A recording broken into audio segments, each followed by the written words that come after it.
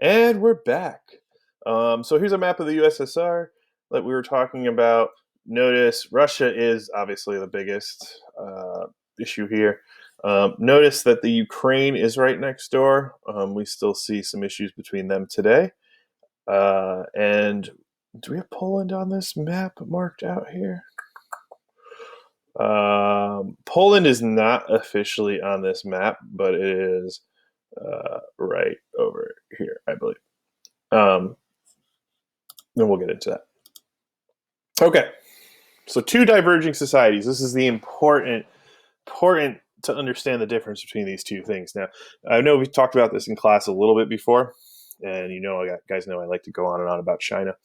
China is currently still run by a communist party, but it's not a communist country. Two diverging societies. Communism. Okay, so in communism, there is no private property. Okay, that is key to understand. So you do not own your home, you do not own a business, you work for the government, okay? And the government owns literally everything, and they tell you what you can and cannot do. Factors of production are controlled by the government, so we just talked about that. So the government decides how many cars are made or how many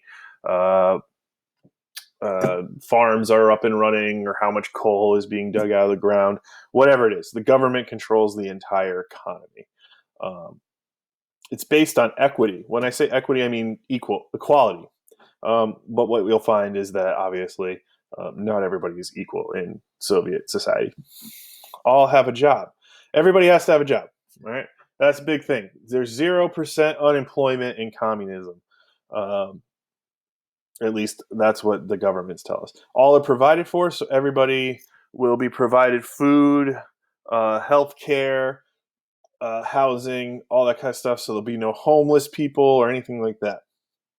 Don't forget, this is all obviously ideal. This is not actually what happens.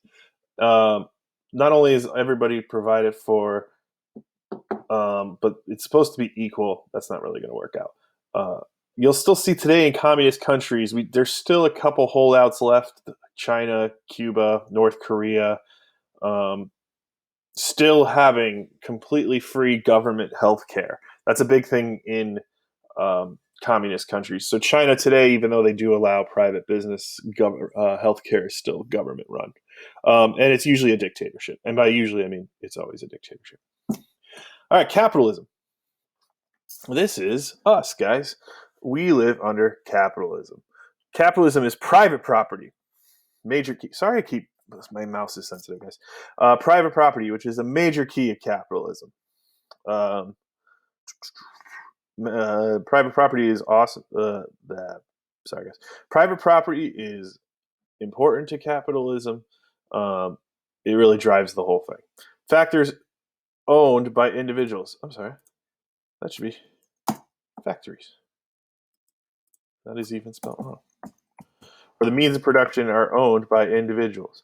So basically, we live under the society today, right? We know that private companies are owned by private individuals. Self-interest and wealth, that's the biggest thing, is that you are allowed to make as much money as possible. So over here, you're allowed to take your ideas, whatever, your own property, and try to turn it into as much money as you can make. Over here, everybody's going to be the same. We're all in this together. Yeah. No privacy. Lots of privacy. All right. Roots of the Cold War. So after World War II, the Allied powers are going to have to determine how they're going to divide up Europe and take care of this problem. So the Red Army, 10 million soldiers after World War II. Berlin has now fallen. I'm sorry, guys. I'm getting notification. I am going to dismiss this, and then we're going to start again.